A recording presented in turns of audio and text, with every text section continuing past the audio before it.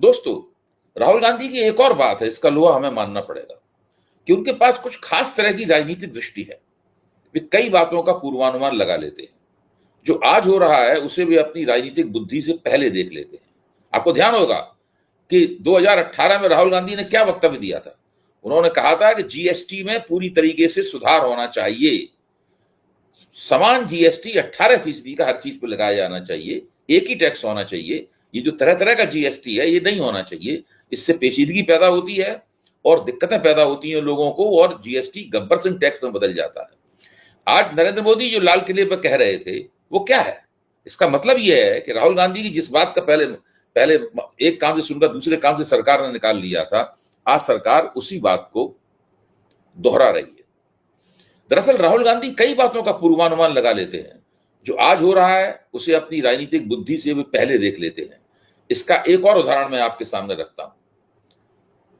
इस बार प्रधानमंत्री ने वायदा फेंका है कि वे देश के 3.5 करोड़ युवाओं को रोजगार के अवसर मुहैया कराएंगे। ध्यान कीजिए, 3.5 करोड़ युवाओं को रोजगार के अवसर मुहैया कराएंगे।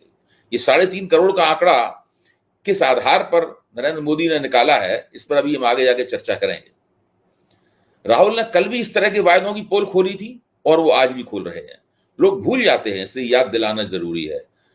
लगता है कि राहुल अगस्त से पहले 21 जुलाई को ही समझ गए थे कि मोदी रोजगार की जुमलेबाजी फिर से करने वाले हैं।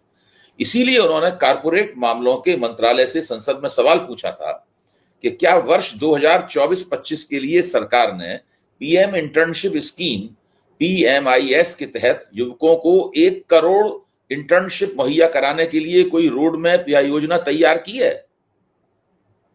भाई, ये वायदा किया गया था ना कि 1 करोड़ लोगों को इंटर्नशिप दी जाएगी। अगर तैयार की है तो सरकार ने सिलसिले में क्या किया, इसकी जानकारी दी जाए। सरकार यह भी बताए उसे कितनी अर्जियां मिली, कितनों को इंटर्नशिप देने का सरकार की तरफ से प्रस्ताव किया गया और कितने प्रस्ताव स्वीकार किए गए।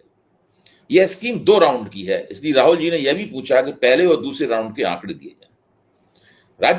संबंधित राज्य मंत्री हर्ष मल्होत्रा ने राहुल गांधी को जो जवाब दिया, वो जवाब बताता है कि यह योजना पूरी तरीके से फ्लॉप हो चुकी है।